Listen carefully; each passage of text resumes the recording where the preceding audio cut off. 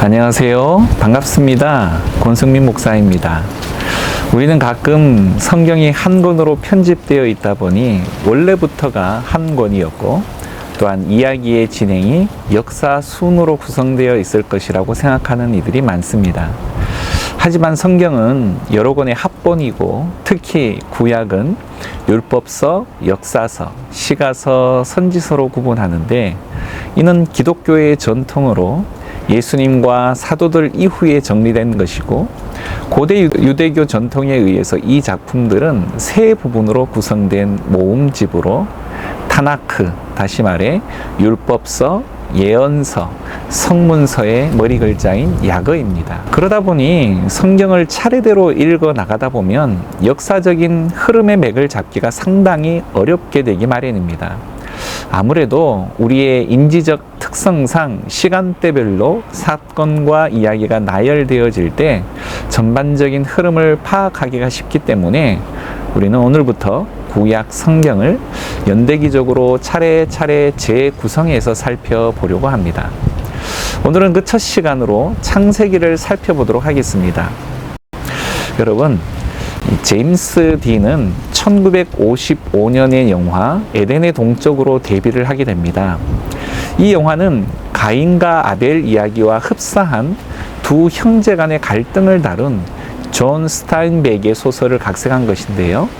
영화의 제목도 창세기 4장 16절에서 가져오게 됩니다. 에덴의 동쪽은 가인이 동생을 죽인 이후에 도망간 곳이죠. 모든 것의 시작과 기원을 알려주는 책이자 믿음이 없이는 단 한 구절도 그냥 넘어갈 수가 없는 책, 바로 성경 전체를 여는 문 창세기입니다. 자, 그럼 시작해 보도록 할까요? 창세기는 우리가 자주 접하게 되는 몇 가지 가장 기본적인 질문에 대한 대답을 제시하고 있습니다. 나는 누구이며 어디에서 왔는가? 그리고 왜 여기에 있는가? 창세기라는 표현은 시작이라는 뜻의 고대 헬라어 단어입니다. 창세기는 바로 시작에 관한 책이죠. 온 우주와 인류, 죄와 구속사, 언약과 선택된 백성인 유대민족, 또한 족장의 역사, 12지파의 조상 등 각각의 시작에 대해서 다루고 있습니다. 이처럼 세상의 시작으로부터 이스라엘의 족장인 요셉의 죽음으로 마치게 되죠. 다시 말해 하나님은 우주와 한 인간 모두에 관심을 갖고 관여하고 계신 것을 통해 크고 광대하신 동시에 세밀하고 자상하신 분으로 소개되어지고 있습니다. 창세기는요, 하나님께서 모든 창조의 주권자이심을 선포하게 됩니다. 그 중에서도 인간은 특별하게 창조되었음을 강조하고 있는데요.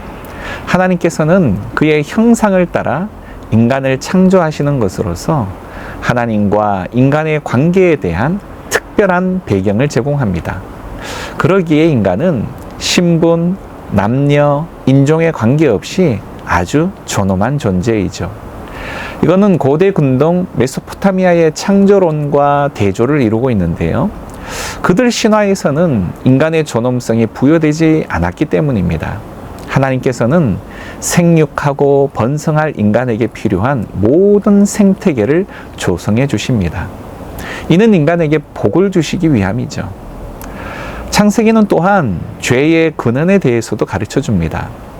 복의 근원이신 창조주를 거부하고 피조물인 인간이 창조주처럼 되려는 욕망으로 자유의지를 사용해서 창조주의 명령을 거역한 것이 바로 죄의 근원이죠. 특별히 성경은 하나님의 구원 계획에 관한 내용도 말하고 있는데요. 하나님께서 인간에게 손을 내밀어 죄와 그 죄로 인한 파멸에서 인간을 구원하실 전략을 말하고 있습니다. 뿐만 아니라 창세기는 왜 인간에게 구원이 꼭 필요한지도 보여주고 있습니다. 그것은요, 하나님의 선한 피조 세계에 죄가 들어와서 오염시켰기 때문입니다. 오직 창조주만이 자신의 피조 세계를 회복하실 수가 있으시죠. 하나님은 그 일을 한 의로운 사람 아브라함을 통해서 시작하시게 됩니다.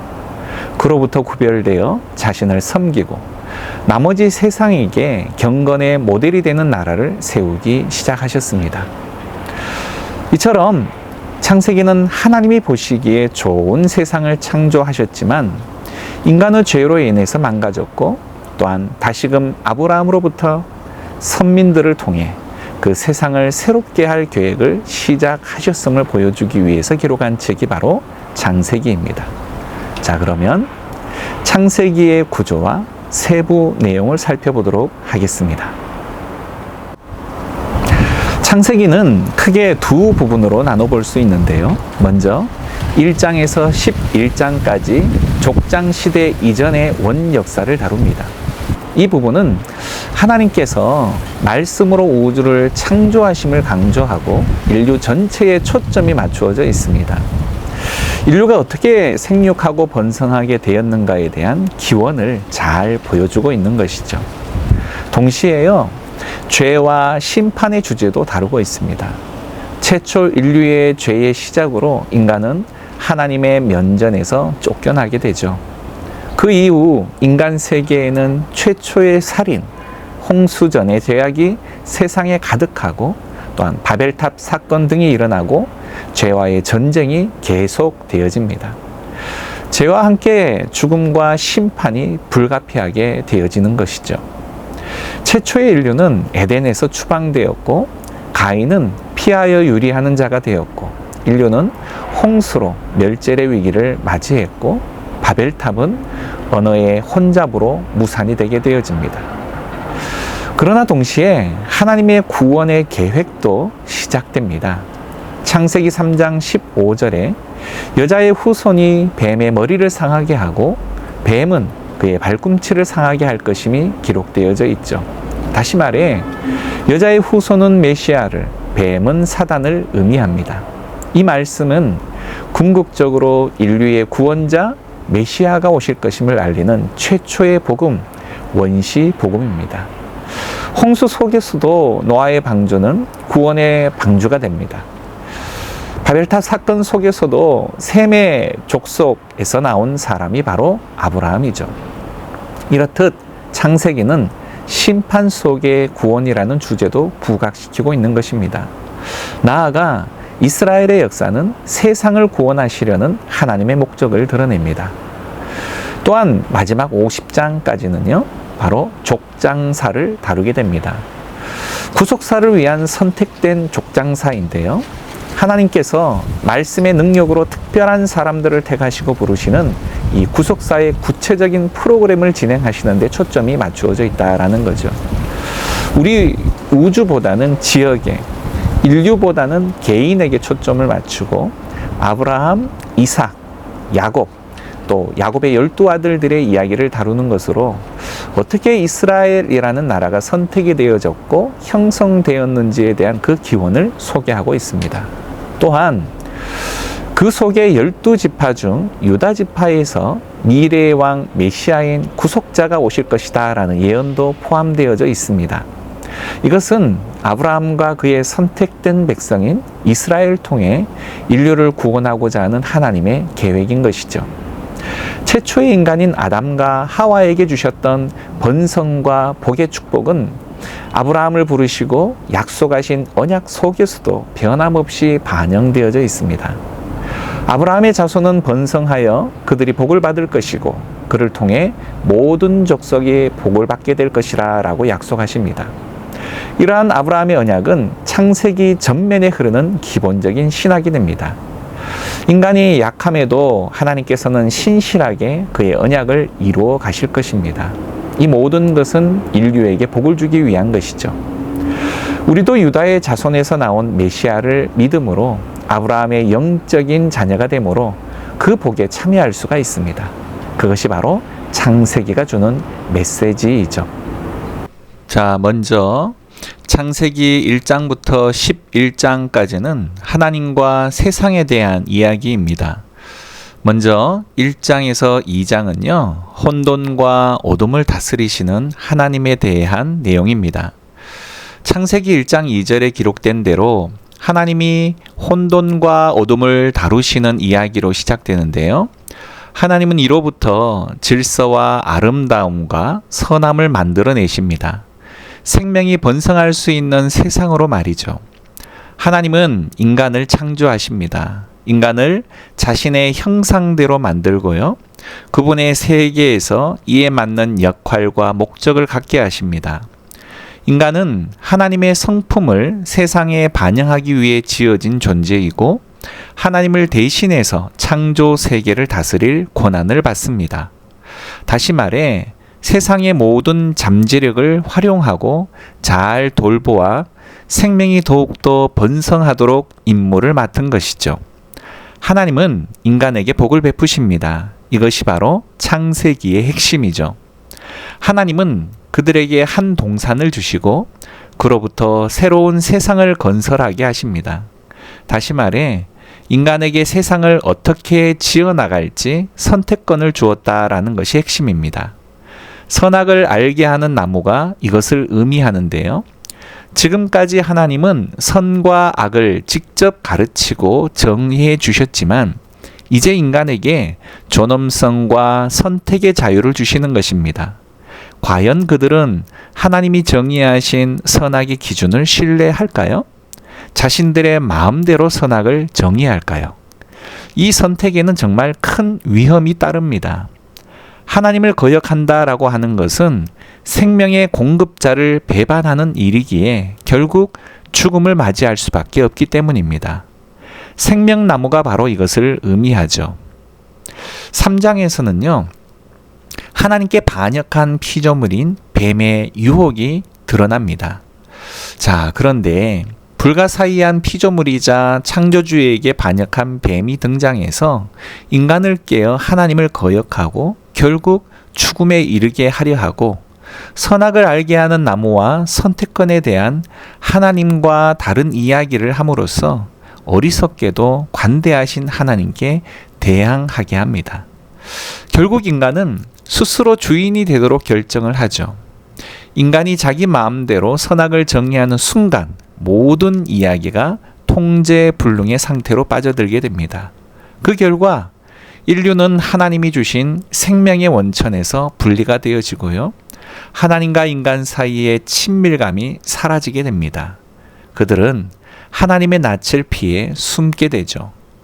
인간관계 안에서도 문제가 발생합니다. 남자와 여자는 각자 자신이 얼마나 연약한 존재인지를 갑자기 깨닫게 되었고 서로를 신뢰할 수조차 없게 되어지죠. 그래서 옷을 지어 입고 서로의 낯을 숨깁니다. 뿐만 아니라 하나님이 그들을 찾으시자 누가 먼저 하나님을 거역했는지 타닥이 시작을 합니다. 그리고 하나님은 뱀과 인간의 행위가 어떤 끔찍한 결과를 가져올지 선포하십니다. 뱀에게는 지금은 승리한 것 같지만 평생 흙을 먹으며 결국 패배할 것이고 어느 날 여자의 후손이 태어나 그의 머리에 치명적인 타격을 줄 것이라고 말씀하십니다. 물론 이 선고는 인류에게 좋은 소식 같지만 이 승리에 대한 대가를 반드시 치러야만 했습니다. 그것은 뱀 역시 여자의 후손의 발꿈치를 상하게 할 것이다 라는 사실이죠. 상처 입은 승리자에 대한 매우 신비로운 약속입니다. 지금까지의 흐름을 볼 때 이는 하나님의 은혜다라는 것을 알 수 있습니다. 인간이 하나님을 거역했는데 하나님은 그들을 구원해 주시겠다라고 말씀하시죠. 그렇다고 인간이 선택한 결과마저 지워지지는 않습니다.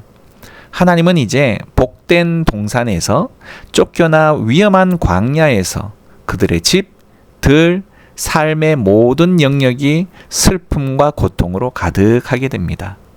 거역한 결과로서 결국 죽음에 이를 것이다 라고 말씀하시죠. 거기서부터 인류는 계속 퍼져나가면서 선악을 재정의하고 이야기는 급격히 추락을 하게 됩니다. 3장에서 11장은 하나님께 거역한 결과 인간관계가 모든 수준에서 얼마나 파괴되었는지를 보여주고 있습니다. 4장은 가인과 아벨 그리고 라멕이 등장을 합니다. 먼저 가인과 아벨 형제의 이야기입니다. 가인은 동생을 질투해서 죽이려고 하죠.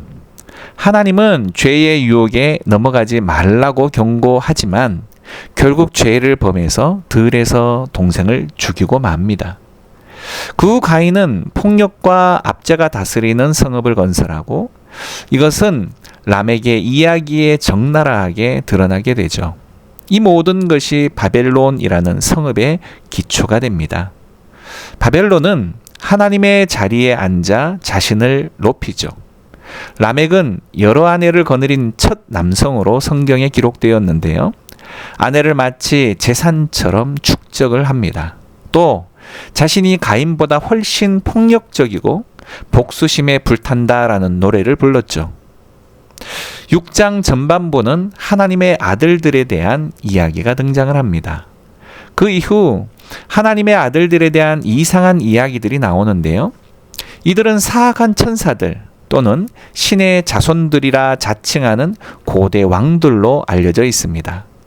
라멕처럼 원하는 만큼 아내를 취했고 고대의 위대한 용사로 알려진 네피림을 낳게 됩니다. 인간이 하나님의 나라에 폭력과 부패가 가득한 자기들의 왕국을 건설한다라는 것이 핵심이죠. 이것을 보시는 하나님은 후회하시고 아파하십니다. 인류가 그분의 선한 세상을 망가뜨리고 서로를 파멸시키니 말이죠. 하나님은 이를 보호하기 위한 열심으로 홍수를 일으켜서 인류의 악을 싹 쓸어버리시는데요. 흠이 없던 단 한 사람, 노아와 그의 가족만은 보호하십니다. 그들을 새로운 아담이라 부르시고는요, 하늘로부터 복을 부으시고 재차 생육하며 번성하여 땅에 충만하라 라고 말씀하십니다. 이제 6장에서 9장은 바로 홍수가 주제인데요. 이렇게 다시 소망이 생기는 듯 하지만 노아도 실패하고 맙니다. 어느 날 그가 자기 포도원에서 술에 취해 정신을 잃어버리고 장막에 누웠는데 아들인 함이 그런 아버지를 매우 부끄럽게 만듭니다. 여기서 우리는 새로운 아담이 벌거벗고 수치를 당하는 것을 보게 됩니다. 이야기는 또다시 추락하게 되죠. 11장은 바벨론 이야기입니다. 이 모든 것이 바벨론이라는 성읍을 건설하는 일로 이어지게 되는데요. 고대 메소포타미아 사람들은 벽돌을 만드는 새로운 기술을 이용해서 성읍과 탑을 이전에 어느 누구도 그렇게 만들지 못했던 보다 크고 빠르게 짓게 되어집니다. 그들은 전에 없던 새로운 탑을 쌓고 꼭대기가 하늘에 닿게 해서 자신의 이름을 알리려 하죠. 인간의 반역과 오만을 보여주는 장면입니다. 에덴 동산의 반역이 더 커진 것이죠. 하나님은 이들의 교만을 꺾고 온 지면에 흩어버리십니다. 하나님은 끊임없이 옳은 일을 할 수 있는 기회를 주시기는 하시지만 인간은 그것을 계속해서 망쳐버리고 맙니다. 이 이야기들의 메시지는 우리가 선한 세상에 살지만 스스로 그것을 나쁘게 바쁘게 바꾸고 있고 선악을 마음대로 정의하기로 선택하기로 정했다라는 것이죠. 우리 모두가 세상에 깨어진 관계와 갈등, 폭력, 궁극적으로 죽음에 일조하고 있다라는 것입니다. 그러나 소망은 있습니다. 하나님은 어느 날 여자의 후손, 상처 입은 승리자가 오셔서 악의 근원을 이길 것이라 라고 약속하십니다. 인류의 악함에도 불구하고 복을 베푸시고 세상을 구원하시기로 결정하시는 하나님. 과연 하나님은 무엇을 하시려는 것일까요? 하나님은 그분의 세상을 복 주시고 인간을 통해 다스리기 원하시지만 인간이 문제입니다. 그들은 악의 영향 아래에 있으며 어리석고 근시한 적이어서 자매를 향해 가고 있는데 이것은 모두 하나님의 해결책을 위한 설정이 됩니다. 우리는 새로운 종류의 인간이 필요하죠. 그래서 하나님은 뱀에게 굴복하지 않을 새로운 인간이 올 것이다 라고 약속하십니다. 이제 12장에서 50장까지의 내용은 하나님과 아브라함의 자손들의 이야기입니다. 먼저 12장 1절에서 3절의 내용 가운데에 12장 서두에 나오는 한 사건이 전반부 11장까지와 12장부터의 연결고리가 되어주는데요. 이 구성은 창세기가 전하는 자체적인 이야기와 이 책이 성경 전체의 이야기를 어떻게 시작하는지를 알려주는 단서를 제공합니다. 바벨탑 사건 이후 성경은 한 사람의 족보를 따라가기 시작을 합니다. 이야기는요, 아브라함과 사라라는 한 부부의 가문에 주신 약속의 자취를 따라가게 됩니다. 하나님은 그들에게 맨 처음 인류에게 주셨던 동일한 복의 약속을 하십니다. 하나님은 아브라함에게 고향을 떠나 언젠가 그의 소유가 될 가나안으로 가라라고 말씀하시죠. 그 땅에서 큰 민족을 이루며 이름이 창대케 되고 복을 받을 것이다 라는 약속과 함께 말이죠. 이 약속은 다시 창세기 앞부분과 연결이 되어지는데요. 바벨은 오만하게도 자신들의 이름을 드러내려 했지만 결국 뜻대로 되지 않습니다. 그런데 자비의 하나님은 별 볼 일 없는 아브라함을 불러 이름을 창대케 하겠다라고 말씀하시죠. 아브라함에게 주신 이 복은 하나님이 맨 처음 인류에게 주셨던 복을 떠올리게 하는데요. 왜 하나님은 아브라함과 그의 자손에게 복을 주시는 것일까요? 그분의 약속 맨 마지막에 답이 있습니다. 땅의 모든 족속이 너로 말미암아 복을 얻을 것이라. 이것이 성경이 남은 모든 이야기를 이해하는 열쇠입니다. 하나님은 아브라함의 자손을 통해 반역한 인류를 구원하고 복을 베풀기로 계획하신 것입니다. 이것이 구약의 모든 이야기가 이 자손, 즉 이스라엘 민족에게 집중된 이유입니다. 또한 이스라엘이 후에 시내산에서 제사장 나라로 불리게 되는 이유이기도 하죠. 하나님은 이들을 통해 다른 민족들에게 자신이 어떤 분인지 보여주고 싶은 것입니다. 성경에서 선지자들과 시편 저자들이 선포하듯이 열방을 공의와 평화로 다스릴 이스라엘 메시아 왕이 마침내 이 약속을 성취할 것입니다. 12장부터 25장까지는 아브라함의 이야기입니다. 이제 그들은 바벨론을 떠나 하나님께서 자손을 주리라 약속하신 새 에덴과 같은 땅으로 향합니다. 이제 아브라함 가족의 이야기가 등장을 하게 되죠. 아브라함, 이삭, 야곱 3대와 그리고 12명의 아들로 이어지게 되어집니다. 우리는 큰 희망을 품어보지만 결국 이 가족의 역기능적이고 파괴적인 이야기를 읽게 되어지는데요. 그들은 거짓말하고 속이며 성추문은 물론 서로를 거의 죽이기까지 하게 됩니다. 그래서 하나님의 약속을 위기에 빠뜨리게 되죠. 결국 아브라함의 자손은 이집트에서의 유배를 겪습니다. 아브라함 가족의 이 모든 실패는 이 이야기의 몇 안 되는 빛나는 순간을 위한 어두운 배경이 되어주는데요. 하나님은 이들에게 변함없이 신실하고 심지어 언약이라 불리는 영원한 약속을 허락하시어 그들을 통해 온 인류를 구원하고 복을 베푸시겠다라고 말씀하십니다. 정확한 방법은 알 수 없지만 아브라함의 자손들은 그들이 자신들의 이기적인 책략을 멈추고 하나님의 약속을 철저히 신뢰할 때 전성기를 누리게 됩니다. 이때부터 자손들이 늘어나게 되죠. 하지만 그들은 결국 이집트의 노예가 되고 맙니다. 아브라함의 이야기부터 시작해 볼까요? 12장과 20장에 아브라함이 아내를 배반하는 사건이 나타나죠. 하나님은 아브라함에게 큰 민족을 주신다고 약속하셨지만 그는 예쁜 아내 때문에 자기 목숨을 잃어버릴까 2번이나 겁을 먹게 됩니다. 심지어 부부가 아니라라고까지 해서 이것이 결국 모든 문제의 원인이 되기도 하죠. 16장은 아브라함이 하갈과 동침하는 사건입니다. 아브라함과 사라는 아이를 갖지 못하는데요. 그러자 사라는 아브라함을 자기의 여종 하갈과 잠자리를 갖게 해서 또다시 많은 문제를 야기하게 됩니다. 하지만 하나님은 매번 아브라함을 구해 주시죠. 15장 그리고 17장은 아브라함을 향한 하나님의 약속입니다. 심지어 15장, 17장에서는 아브라함에게 언약, 다시 말해 공식적인 약속을 맺으십니다. 매우 유명한 장면이죠.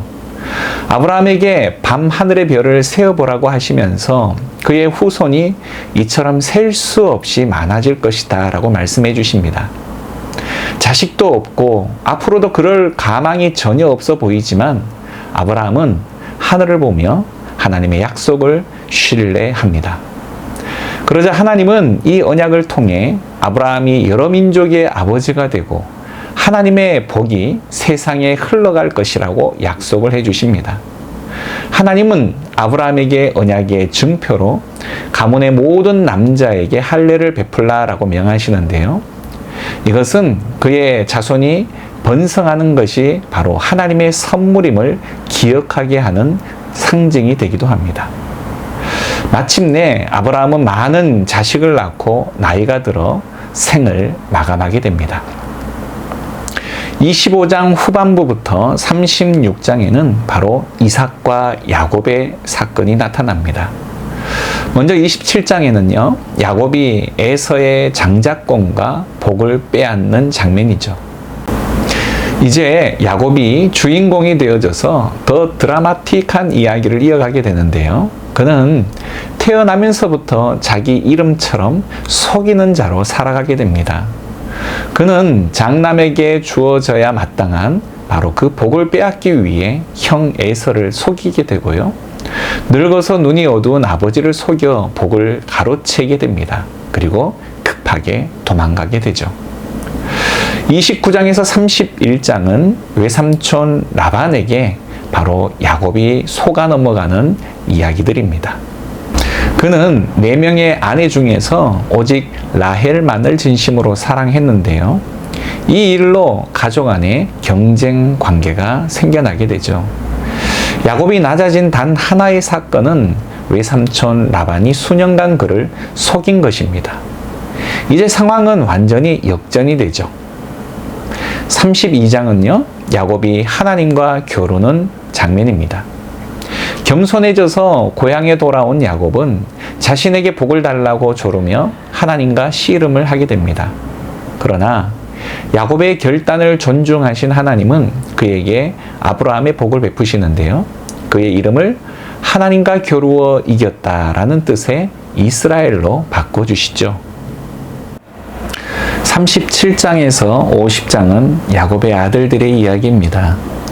37장은 형들에게 미움을 받고 있는 요셉을 소개하고 있습니다. 이제 창세기의 마지막 부분에 이르러 이야기는 절정에 이르게 됩니다. 야곱은 11번째 아들 요셉을 다른 아들들보다 더 사랑해서 특별한 옷을 지어 입히는데요. 이런 요셉을 미워한 10명의 형들은 그를 납치해서 그를 죽일 계획을 세우게 됩니다. 39장에서 40장은 노예가 되어져 감옥에 갇힌 요셉의 이야기입니다. 결국 이집트의 노예로 팔기로 결정을 하고 요셉은 그곳에 팔리게 되고 거기에서 억울한 누명까지 쓰게 되어서 감옥에 갇히게 되는 신세가 됩니다.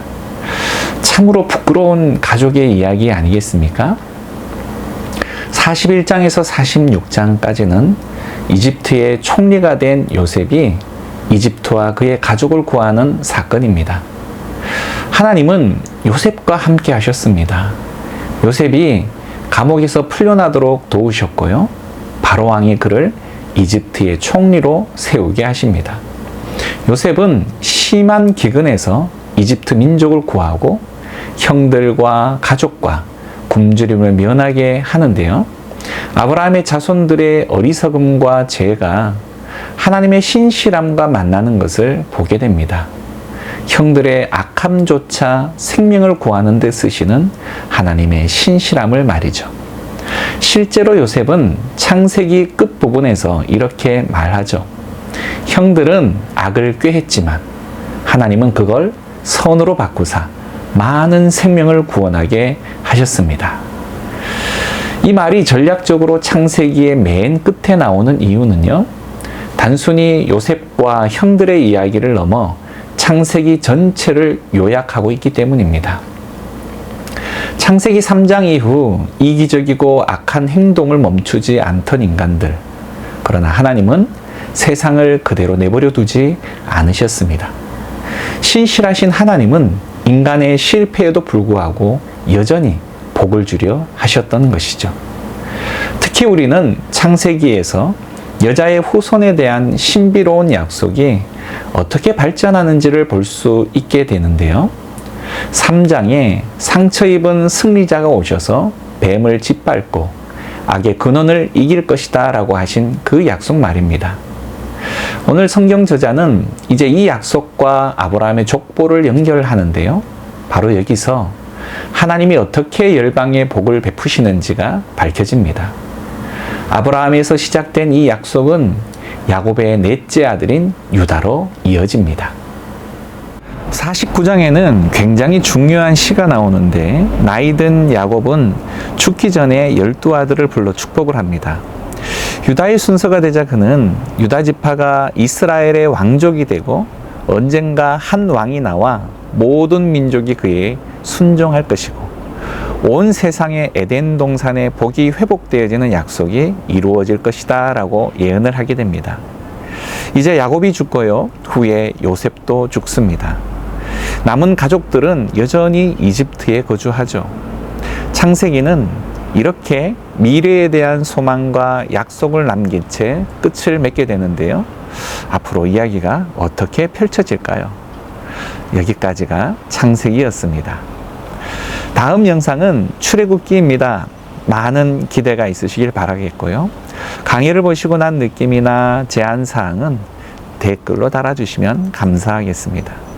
지인들과도 함께 나누시면서 말씀을 더욱 가까이 하실 수 있기를 소망하고요.